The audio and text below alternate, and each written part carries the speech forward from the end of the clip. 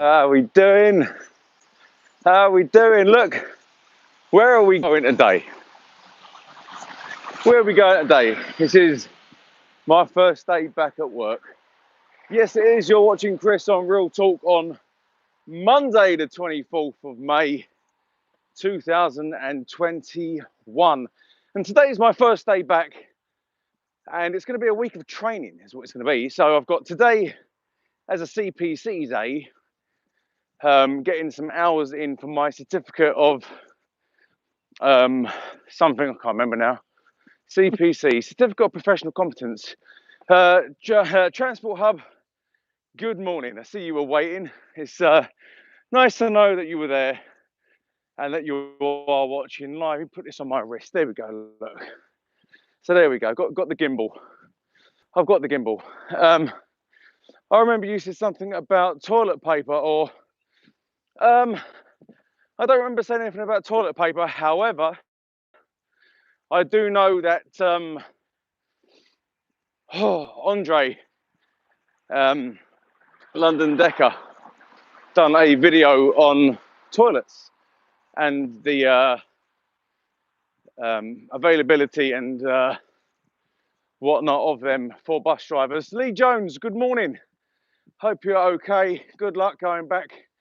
Well, there we go. So what's happening? We run it down. So today is CPC. Tomorrow is a regular day off. Wednesday is more CPC training, and Thursday and Friday should be training either in the training school or with a mentor, whatever they want me to do, whatever. It is what it is. I have to go through the process. Then what's going to happen is I'm going to have Saturday, Sunday, Monday off. Monday being a bank holiday. And then if I'm correct, I should be back driving my beloved bus on Tuesday, the 1st of June. So that's the timetable, I believe. Unless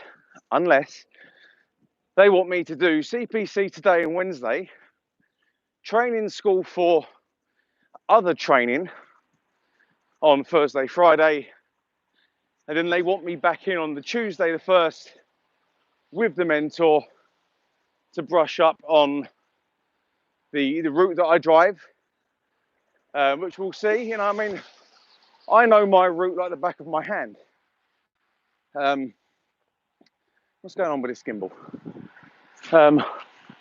Yeah, I know what's going on with my route. I know I follow what's going on. Why is this not doing it? It is what it is.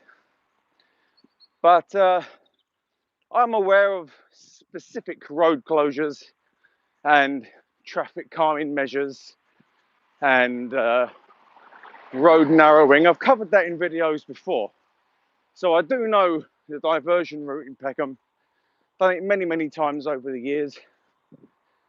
They're probably going to have to type train me again on probably 3 or 4 different types of bus. However, that is more than likely going to be irrelevant because as I drive the Route 12, it's only the Boris bus which is used.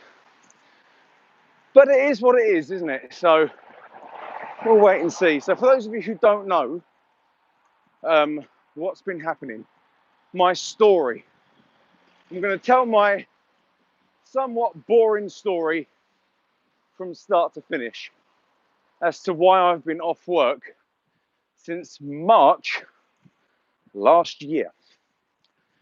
So, back in 2019, around about this time actually, April, May, I started noticing a bleed from one's rectum. And as most of us gentlemen do, we suffer from hemorrhoids, farmers, piles, farmer Giles. And I have got I'm sorry to say, hemorrhoids, or I did have. So I kept brushing it under the carpet. Whenever I would go to the toilet and I would wipe, there would inevitably be a tiny bit of blood. Perfectly normal for someone who has hemorrhoids. However, it started getting progressively worse. And as the year went on, I thought, this ain't right, this ain't normal, because there was one day in particular, I went to the loo, and when I wiped, it was something out of the scene of Saw. It was a bit of a bloody mess, in all fairness. It wasn't a great thing to see. He didn't see me, silly sod. So I then took it upon myself to book an appointment at the doctor's. And I'm going to urge any man or woman, if you have a bleed from your rectum, please don't take it for granted. Go and get it checked out. Even if you think it's nothing, it could be something. So I know it's quite embarrassing. You might feel it's somewhat degrading, but go to the doctor's. So I did. I booked an appointment and I went to see the GP.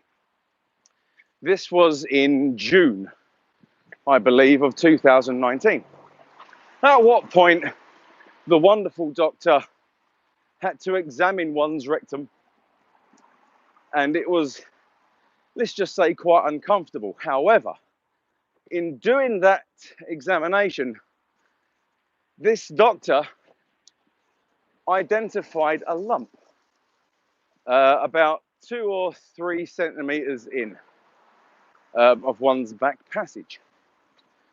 And it was obviously an anomaly, which it shouldn't be there. So it was big enough for him to be concerned enough to send me for a colonoscopy, which isn't fun, believe me.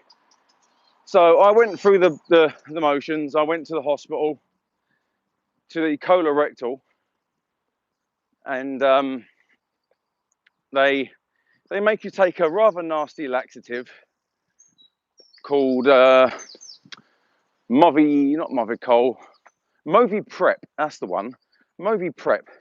And you have to take this laxative, and it's 2 liters of laxative you have to take in the space of an hour. And for those of you who think the stomach can't hold that much liquid in that amount of time, it's irrelevant, because you have to take the first quarter there and then when you make up the first liter, and then you do the second lot, the second glass, third glass, fourth glass, and then you have to, basically, you've got to take your medicine, basically. And after 15 minutes or so, you might as well just say goodbye to everyone else in your house that you love, because you're going to be in the bathroom for a while. Let's just say that. But you have to do that in order to prep your insides for the camera. So I done that the night before. And when I say it was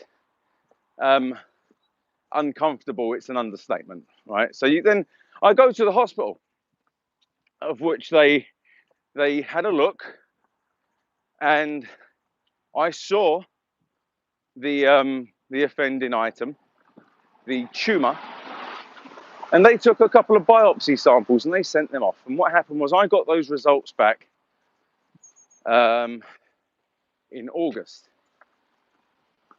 and I found out that what I had was a cancer known as Burkitt's lymphoma, and it was stage 2 cancer.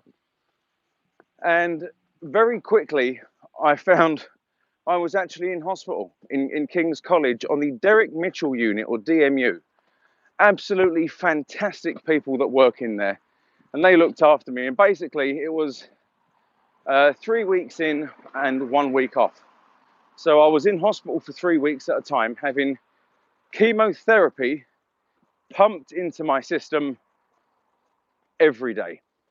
And it was 5 different types of chemo. It was pretty hard going. I lost a lot of weight. In fact, I documented it on this channel, so you can go back and see what I was going through. I tried my hardest to document it as best as I could, but it was difficult. Let's just put it that way. So I would have 3 weeks of having chemo every day, which would bring my immune system down to absolute zero, and I mean absolute zero.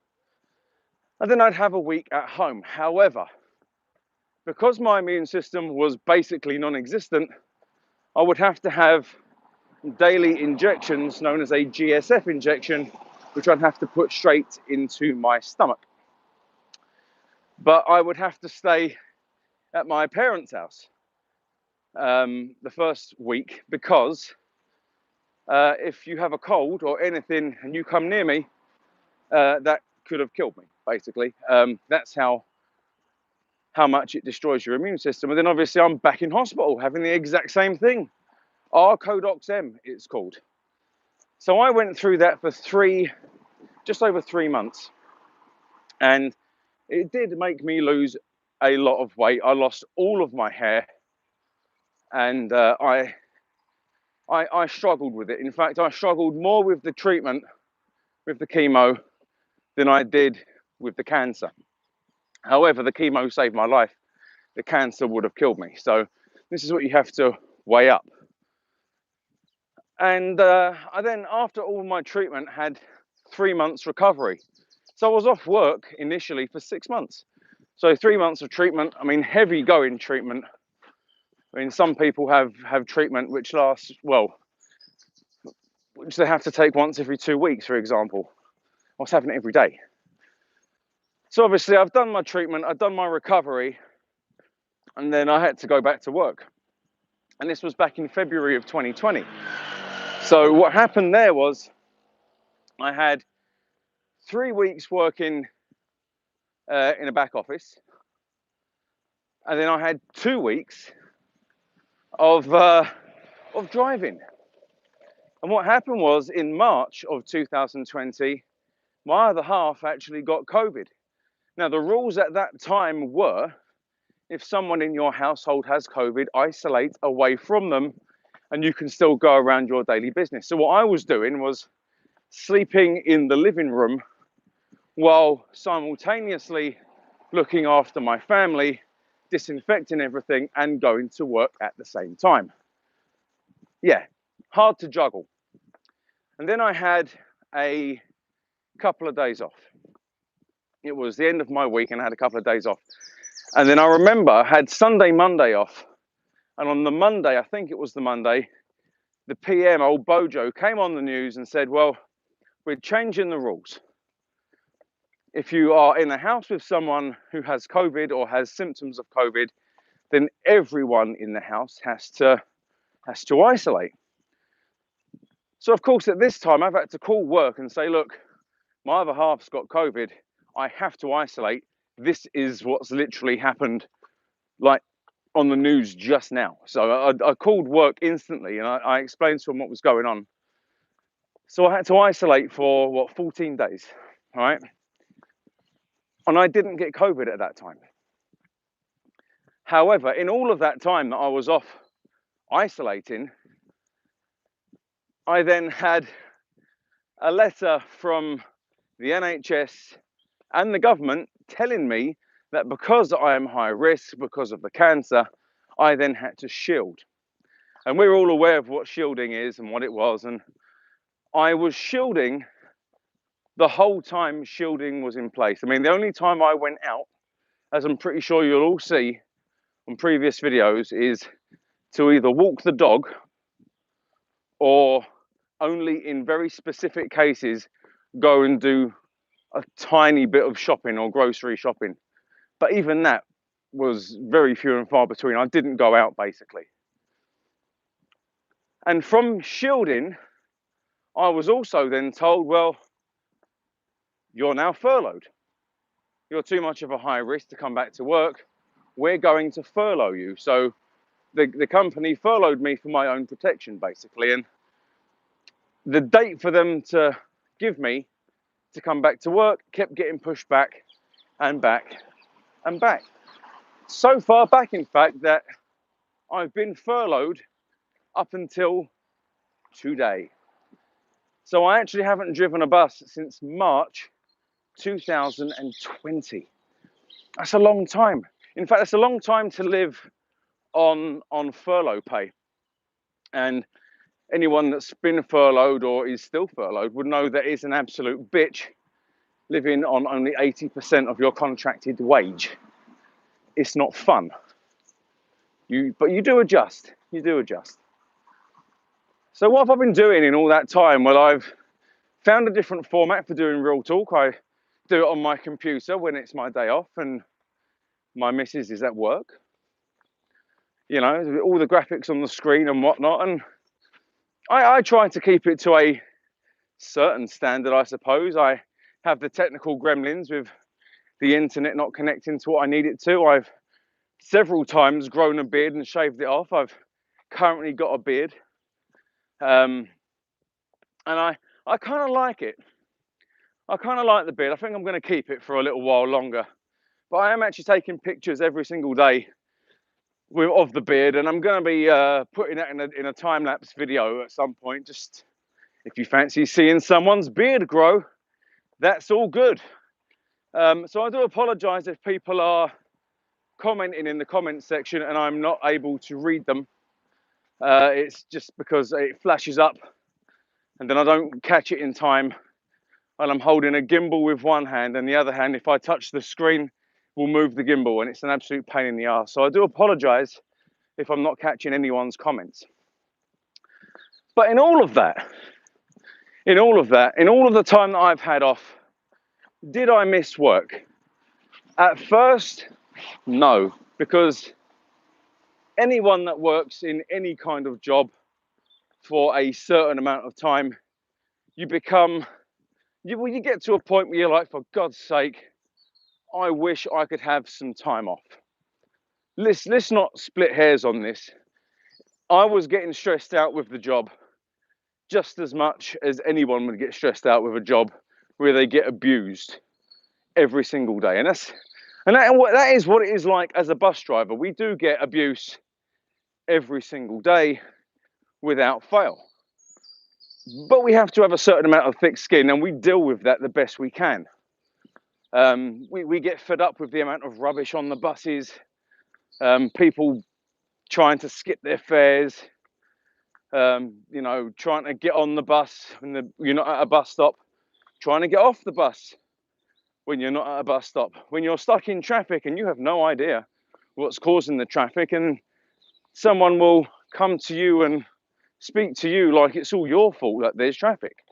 There's nothing you can do about it. You don't know what's causing it, but all you can do is the best you can to be as polite and as helpful as you can. And for some people, that's just not enough. And you know, so when I was told I was furloughed, I was like, fuck yes, furlough, money for staying at home. Oh yes. And don't get me wrong, it is fantastic being at home with my family. However, nothing against my family. I wish I could spend all day with them every day forever. But it is essentially being under a house arrest.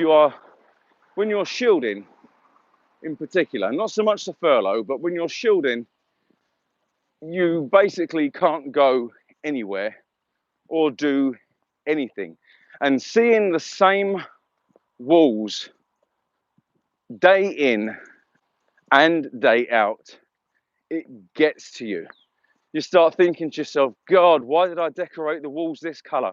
Why did I do this? Why is that there? And then you start finding things wrong with the flat that are out of your control. But you think to yourself, I need to redecorate. And then you come to the realization that it's like, shit, I can't redecorate because I'm shielding. I can't go anywhere. I can't do anything. I'm also furloughed, so I'm getting less money than I would normally be getting, so I can't actually afford to do said decorating that I want to do. And these things go round in your head, and you start watching the same crap on TV over and over again. There's only so many computer games you can play. I mean, what I started playing Minecraft.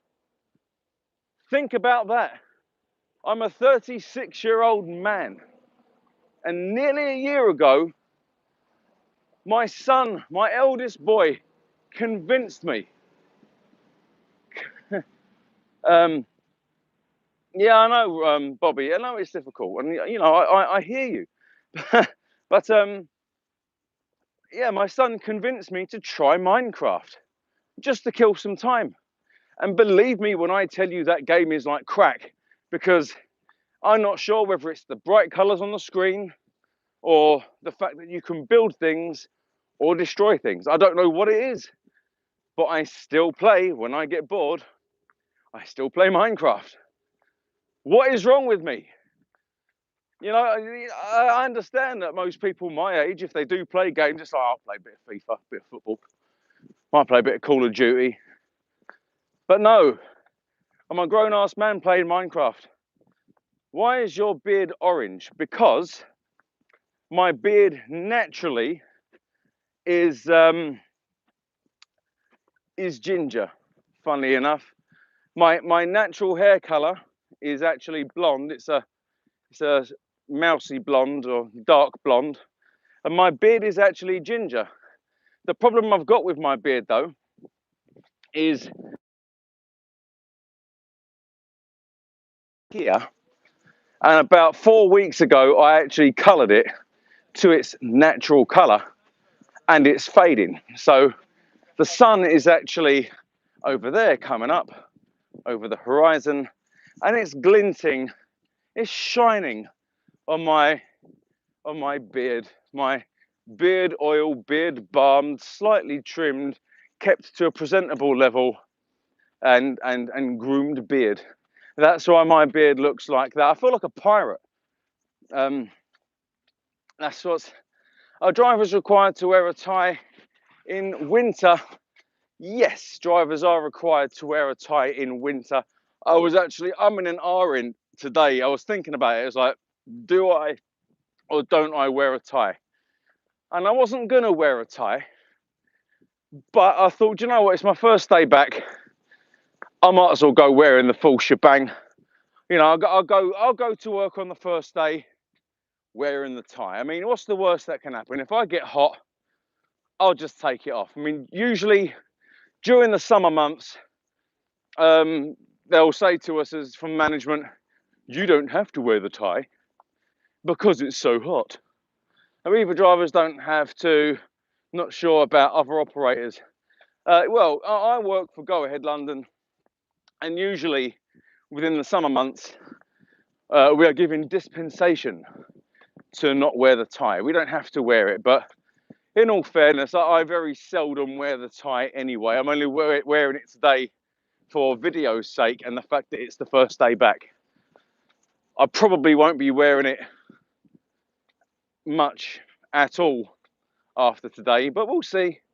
We'll see. I mean, there's something quite appealing about wearing a tie, I suppose. If you like your appearance, so if you like looking sharp, a tie just finishes it off. And if you don't know how to tie a tie, I actually done a video about maybe 2.5 years ago on how to tie the perfect tie. So there we go. Charlene Baptiste, Charlene Lejean Baptiste. Bonjour. I'm going to enjoy my first day back, I think. I mean, I've got a pen. That's all I need, really. I've got a mask in my pocket. I've got 2 masks in my pocket, really. And I'm going to enjoy my first day back. And for those of you wondering why I said Charlene Baptiste's name like that, it's because I've actually known Charlene for the best part of 20 odd years. One of my closest friends of all time. She is an amazing person. So, hi Char, hope you're well. Transport Hub, sorry I didn't quite catch that. All I saw was your name flash up, so whatever you said. What shifts are you on when you start driving again? That is a fantastic question. And I think I'm on a late shift when I go back. But again, I could be wrong. I don't actually know. I'm just assuming because they actually had me on this week driving on duties. I had to call management and say, look, whoa, what's going on? I spoke to HR. They told me exactly what's going on. I've checked on the portal and it says that I'm not training. It says on the portal that I'm working 5 o'clock in the morning till 2 o'clock in the afternoon. Where's my training gone? And that was amended. So I could only have assumed as this week should have been an early week, that next week would either be a late middle or a late shift. But we'll wait and see. We'll wait and see. It is what it is, I suppose. I mean, in an ideal world, I would actually love to get on the early shift at work. Good morning from Glasgow, says Sean Maxwell. Good morning to you too, from Dulwich Village, the world famous Dulwich College to my left. And immediately to my left, we have a horse chestnut tree. So there we go. So like I said, I mean, it's been difficult for everyone. I can't just bang on and beat my own drum about how difficult life is, because one way or another, we've all unclean. One way or another, we've all experienced it. We've all lived through it. And I've said this before. We are living through a part of history. We're literally living through history. This is going to be taught in classes. Have you ever got a disciplinary before? That's something I'm not willing to talk about. Sorry, Smoking Nando's. I can neither confirm nor deny such a thing. Something to complain about passengers. Do you know what? I'm actually hoping to not complain about passengers as much, or if at all, because I'm at that point now where after everything that's happened over the last 2 years, life is too short to bitch and moan. It really is. I'm actually half considering changing stance altogether. It's like, look, if you want to get on my bus and you don't want to pay your fare, crack on. Do you. You do you, and you do it well. You live your best life, but best know that the second the ticket inspector gets on my bus, I'll be like, yeah, mate, upstairs, sitting at the front, third seat in, didn't pay fare. I'm grassing you up. I don't care, but I'm not going to be arguing with you. So if you're going to try and get a rise out of me, nah, I don't care. I get paid either way. I literally get paid to sit on my ass and sit in traffic. And this is what I didn't actually take into account before. Regardless of whether the bus is moving, I get paid either way. So it's neither here nor there. Some passengers are stupid. You can't stop them from being stupid. I didn't catch the rest of that, so I do apologise. But the essence of that is true. You can't teach stupid at the end of the day. But there we go. I'm changing my stance, my outlook on it, because it's not worth my mental health. Not really. And it is Mental Health Awareness Month, I think. And do I really want that amount of stress coming from people who I don't know? Do I really want to start moaning and bitching about things which are basically out of my control? No, I don't. What I want is a peaceful life. Is what I want. I want to go to work, drive my bus, get paid for driving my bus, go home. That's it. Wash, rinse, repeat. I don't want any more hassle or aggro. Peace and love to absolutely everyone. That's what I'm going to try and aim for. That's what I want to do. And I've got to say, doing this walk right now, nearly 2 miles into a 4.2 mile walk, is very strange. It is very strange because obviously I was doing this walk every single day. And I don't know, man. It's weird. It's like it's all familiar to me, yet somehow new. It's like seeing an old friend that I haven't seen for a long time. It's welcoming, it's warming. And for those of you who don't know about Dulwich Village, well, what time do I start work? 7:45 is what time I start work. So I'm going to get there nice and early, see what's inside my locker, because it's been shut for the last God knows how long, what, 15 months or so. So there's all sorts of crap inside my locker which I need to sort out, throw away and dispose of. And I think I even might have a smelly pair of shoes in there. I just don't know. It's like opening the lucky box. Open the mystery box. What's in the mystery box? Chris's locker. You know, I think I might have a pair of Nike Air Max in there. I just don't know. But we'll wait and see, won't we? This will be an interesting thing. The only thing I'm going to say, though, is when I do get to work, I'm 50-50 at the moment, whether or not I want to open my mouth and say something, because there are certain drivers, certain people who I work with, who have been talking shit behind my back. And I know that sooner or later, one of you are going to see this video who I work with. And understand this, I'm in a bit of turmoil up here at the moment, whether or not I want to open my mouth. Because when I get there, I will either keep stump, which is the best thing for me, or when I walk into that allocations office, the temptation to say, guess who's back? That's right, Daddy's home. Now, which one of you fuckers are going to admit to talking shit and spreading nasty, malicious lies, rumours and accusations about me behind my back? I'm going to wait outside, and if you think you've got the bottle and the bollocks for it, come and talk to me and we'll discuss it like grown-ups, shall we? Yeah, the thing is, if I do that, I could end up causing more problems than it's worth, because people have been chatting shit about me and spreading nasty rumours, lies, and malicious everything about me behind my back. And I didn't appreciate that. I still don't appreciate it. In fact, I have reported it. And if it isn't dealt with by management, by the time I get there, and they've had since August last year to deal with it, then I'm going to take it further, because I'm not going to be accused of what I've been accused of. Ever in a million years. Never, never, never. Never. So do I go in there and start my weight around when I've not been there for over a year? Or do I just sit quietly, twiddle my thumbs and look up and hopefully catch the person that I know for a fact has been chatting shit about me and say nothing? Do I do that? It's difficult for me, because my common sense side says I should do nothing, I should say nothing. For that peaceful life I was just talking about, I should literally sit there and be quiet. However, my pride, you know, my need to want to get an answer out of someone that is chatting shit is quite possibly going to take over, at what point I will get pulled into the office and get a swift telling off for something which I believe is justified in my own opinion. But there we go. There we go. And it's a toss-up, really. So there are all these different things going on that I've had to juggle and things I've had to deal with. It's not great.